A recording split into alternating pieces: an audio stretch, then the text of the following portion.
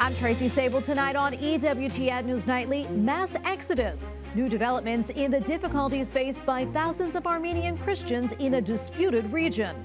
Calls for reform. Republicans speak out against the surge of migrants entering the U.S. illegally. Annual meeting. A closer look at the gathering of Rome of theology students researching the work of Pope Benedict XVI. And transformed by the gospel, how a Christian adoption agency is bringing hope to the children of Ukraine. These stories and more tonight. From EWTN, the Global Catholic Network, this is EWTN News Nightly. Thank you for being with us on the Feast of St. Cosmas and Damian. Our top story tonight, 9,000 illegal migrant crossings at the southern border daily, and the numbers keep climbing.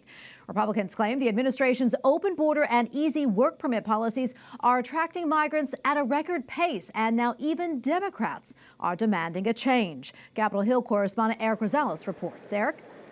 Good evening, Tracy. Listen to this. The number of illegal migrants under the Biden administration is now more than the 12 years of both the Obama and Trump administrations combined. According to the Border Patrol's own numbers, 304,000 encounters took place in the month of August. That shatters the record high last December by nearly 200. Republicans tell me that change must take place. Smuggle the people, they smuggle the drugs that took the lives of 108,000 Americans last year. And so President Biden's, now effectively giving permanent status to 500,000 Venezuelans and giving them work permits is just going to make things worse. Well, and what I worry about is some terrorist group or a handful of terrorists penetrating the southern border and coming here and killing a bunch of us. When you combine Afghanistan withdrawal with a broken border, it's a formula for disaster. The Biden administration is now sending notification to tens of thousands of illegal migrants from Haiti, Venezuela, and other impoverished nations, reminding them to apply for work permits. This is a program that's existed for many, many years for folks from a dozen countries. Every president has to make a determination whether to extend the TPS status. Senator Coons tells me migrants are fleeing from persecution. I assume that the president looked at conditions on the ground in Venezuela and said to force Venezuelans back to a country in chaos, still with a government that is under sanctions from us and many other countries, would be inhumane, and so has given them an extension. But city leaders say they are at a breaking point. As a matter of fact, we've gone from 4 hotels to 9 hotels, and we housed that everybody had a bed. We had over 1,000 people last night. So it's an ongoing crisis, as we've talked about. The mayor and others say Congress needs to move forward and fix the broken immigration system, something the U.S. Conference of Catholic Bishops has been calling for. One of the few things that they agree on around immigration policy, there has to be a coming together of ideas to make things better. Right now, House Republicans are trying to attach the border security package to a continuing resolution to fund the government. The measure would resume construction on the border wall and reinstate Trump-era policies. Tracy? Eric, on another note, what is the latest with New Jersey Senator Bob Menendez, who's facing corruption and bribery charges? I understand he's making a court appearance tomorrow. Yes, he is making a court appearance tomorrow, and since then, more than a dozen Democratic senators, including Senator Cory Booker, have publicly said that Menendez should resign. He is actually going to be making his court appearance tomorrow, but Senator Menendez continues to deny the allegations and says that he plans to fight this to the very end. Tracy? Okay, thank you, Eric. Well, President Joe Biden picked sides in the auto workers' strike. He joins the picket line in Michigan, just one of 20 states where workers have walked off the job. And tomorrow, former President Donald Trump also heads to Michigan to meet with UAW members. White House correspondent Owen Jensen reports. Owen. Tracy, good evening to you. President Joe Biden joined a picket line today in suburban Detroit. Now, that's something historians say has never been done by a president in modern times. Of course, next year is a presidential election year, and Michigan, well, it's a critical state to win. Thank you, Mr. President, for coming. In Wayne County, Michigan, President Joe Biden standing on the picket line. Heard me say many times, Wall Street didn't build the country, the middle class built the country. Unions built the middle class. That's a fact. So So let's keep going. The UAW demanding a 40% hike in wages, that along with full-time pay for a 32-hour work week. The company saying they cannot afford to meet the UAW's demands as it transitions to electric vehicles. But the president on record as saying, Record corporation profits should mean record contracts for union workers. Meanwhile, former President Donald Trump, campaigning in South Carolina yesterday, is passing on debate number 2 in the Republican primary scheduled for Wednesday night, instead heading to Michigan himself to meet with striking auto workers. The front-runner for the 2024 Republican nomination will visit Detroit to try to get their support heading into next year. Also today, Vice President Kamala Harris continuing her pro-abortion Fight for Our Freedoms college tour, this time visiting Morehouse College in Atlanta. If we have enough people in the United States Congress who agree, Joe Biden has said he will sign into law putting back in the protections of Roe v. Wade. Meanwhile, 3 senators are asking the Biden White House in a letter, quote, as Respect Life Month approaches, we write to you with a request to recognize and honor both unborn children and their mothers by flying the pro-life flag prominently in front of the White House and federal agency buildings for the month of October. Now, that letter went on to remind the Biden administration that it displayed the pride flag at the White House during Pride Month. It adds that the pro-life flag would send a powerful statement that the nation is committed to protecting innocent and vulnerable life. At the White House, Owen Jensen, EWTN News Nightly. Well, the Attorney General of California is suing 5 pro-life pregnancy centers. This after the centers promoted a drug that is meant to reverse chemical abortions. The Attorney General says the pro-lifers used fraudulent and misleading claims when advertising the drug. The pregnancy centers deny the claim. A government-funded health service in Canada is under fire for giving a presentation on assisted suicide at a meeting of retired workers. The gathering took place over the summer in British Columbia. The official delivered a PowerPoint talk on gaining access to euthanasia programs. One of the attendees, a Catholic, went public with concerns over that meeting. At least 20 people are dead after an explosion at a crowded gas station in the Nagorno-Karabakh region. This as thousands of Armenian Christians are fleeing the disputed territory.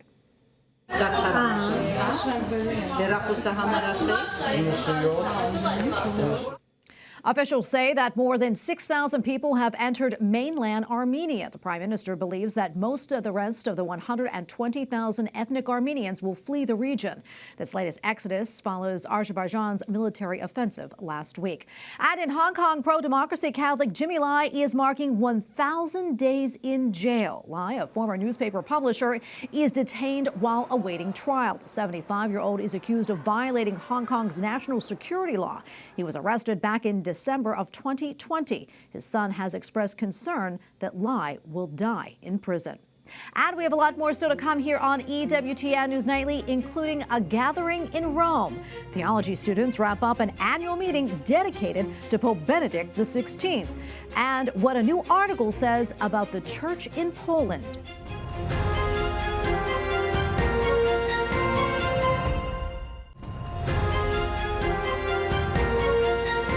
Voters in Poland head to the polls next month in a general election that will be crucial to the country's approach to migration. It could also be a referendum on pro-life laws and the Catholic Church. The vote comes as a recent article says less than 25% of young people in Poland regularly practice their religion. In the early 1990s, that number was around 70%. The article adds that some of the faithful have lost trust in the church amid allegations of clergy abuse and cover-ups. EWTN contributor Catherine Hadro recently spoke with a Catholic leader in Warsaw for his take on the church in Poland. We go now to Ivo Bender, EWTN's regional manager for Central and Eastern Europe, who is based in Poland. Ivo, great to be with you. There's a lot to discuss here. First off, before we delve into this article, tell us about the close relationship historically between the Catholic Church and Poland. Why has the country often been seen as such a stronghold for the faith? Well, thank you for having me. The history of Poland is just directly tied with the history of Christianity in Poland. In fact, in over 1,000 years ago, in the year 966, Prince Mieszko received baptism along with his courtiers. And the year 966 is counted as the first year of Christianity in Poland, but also the first year of the Polish state. So for the next 1,050 years, the Church and Poland were very intimately, almost interwoven. Really important context. Thank you. Now, on to the specific story and its claims. First off, it says young people are leaving the church. Is that what you're seeing on the ground? And if so, how concerning is this? Well, again, it depends who you ask or where you look. So in major cities such as Warsaw, yes, you can probably notice that. However, if you look at, statistics, because the Polish Church surveys religious activities. So right now, about 40% of people in Poland attend Sunday Mass, and about 20% receive communion. This is actually the number of communicantes, of those receiving communion, actually increased over the past decade or so. The number of first communions, the number of baptisms actually grows. And so does the number of church marriages. Again, it ebbs and flows. And if you look at Polish history, in better times, church attendance diminishes. In tougher times, it increases. We even have a saying in Polish, when in fear, you turn to God. That's really interesting and fascinating insight. So thank you for that, Ivo. Finally, overall, tell us about the state of the church in Poland, especially compared to other European countries like Germany, France, Holland. Well, I would say that, a lot of people who wish that the Polish church sort of became more in tune with whatever the fashionable ideas of any given decade are, and they think that that would actually improve the church attendance or bring more zeal into the faithful, should exactly look at the Catholic Church in Holland, for instance, which was in the 1950s a powerhouse, sending missionaries all over the world, or in Germany, or in France. In all these countries, it seemed that a lot of the hierarchy sort of pushed the aggiornamento, the adjusting to today's mores, to the limit, and the churches are empty. Polish churches are still full, and I think it is sticking to the magisterium. Absolutely. Well, we'll leave it at that and continue to ask for St. John Paul II's intercession as well. Ivo Bender, EWTN's regional manager for Central and Eastern Europe, thank you for your time. Thank you very much. And that was Catherine Hadrian reporting for us. Well, a recent gathering at the Vatican examined the life and legacy of Pope Benedict XVI. The theology students have been meeting every year at the end of the summer since 2008, and they were all committed to research into the life and work for Joseph Ratzinger. The EWTN Vatican journalist Matteo Cioffi has more.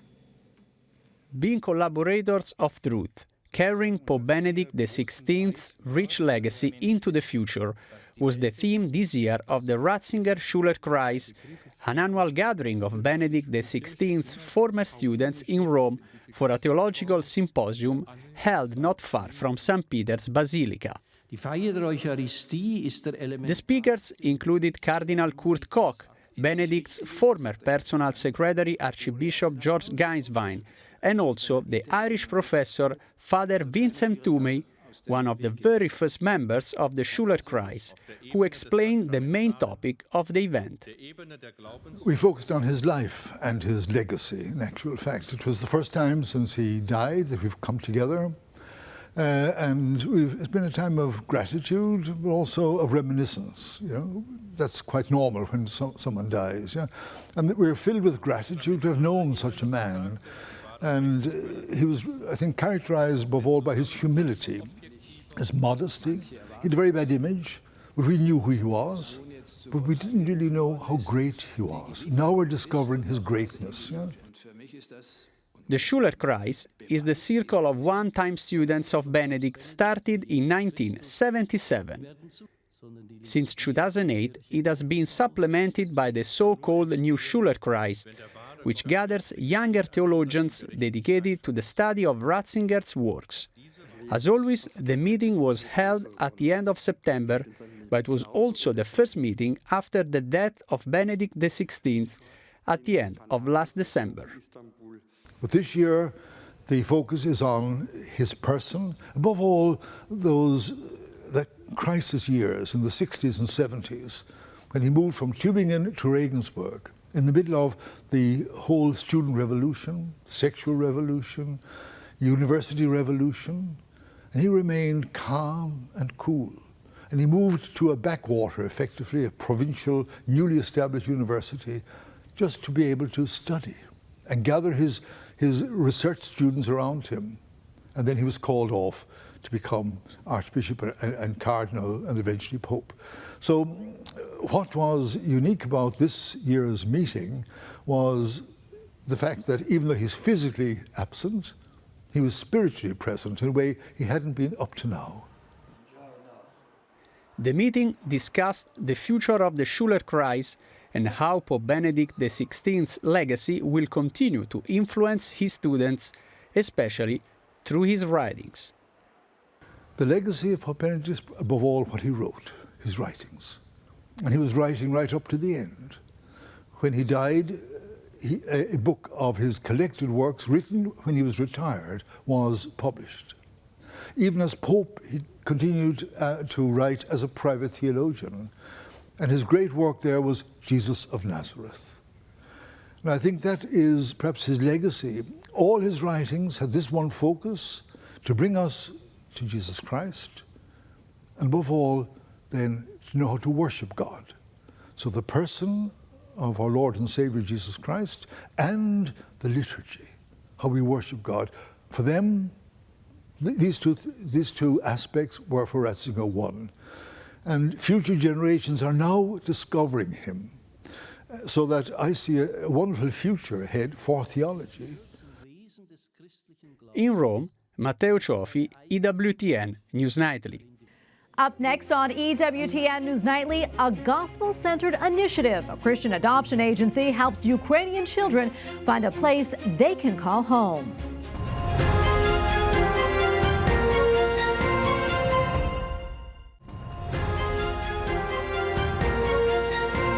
China is no longer the leading country from which Americans adopt children. That spot now belongs to Ukraine. But since the war with Russia began in February 2022, Ukrainian officials have halted out-of-country adoptions due to the strain the war has put on government resources, leaving many Ukrainian orphans and adoptees in a vulnerable position and hoping the adoption process can begin again soon. Joining us now to talk more about this is Dr. Rick Morton, Senior Vice President of Engagement at Lifeline Children's Services, the largest evangelical adoption agency in the country. Dr. Morton, good to be with you today.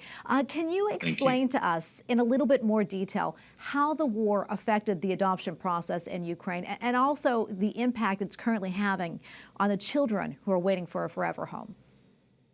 Yeah, the effects of the war have really brought about chaos for vulnerable children, particularly those that were in orphanages in Ukraine. And we've all seen the pictures and heard the reports over the last, more than a year of the children that have been displaced from Ukraine. I think it's a protective thing for children for a country to shut down to adoption during a war, just because there are so many children that are unaccounted for, children that are lost in the system, children in Ukraine that are displaced into other countries. And so I think right now our focus should be on trying to help them in ways that bring stability to them and limit their trauma, with a resumption of adoption once things have settled down from the war. Yeah, and how can we do that? Well, I think right now, having the opportunity to support charities and other work of people that are investing in the lives of Ukrainian children, whether that be in places in Poland or Czech Republic or in Romania. Also, there are quite a few reputable organizations that are working inside the borders of Ukraine. We have a partner ourselves called Heritage Ukraine that works in the Odessa region, and they're working primarily with children with disabilities who were in the orphanage not because they were available for adoption, but because their families were having extremely difficult times caring for them because of their disability.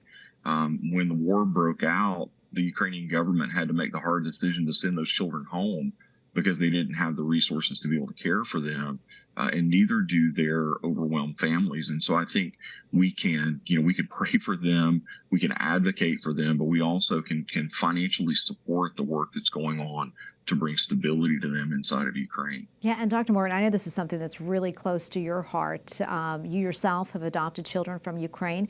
Can you tell us a little bit more about them, also what the adoption process was like for you?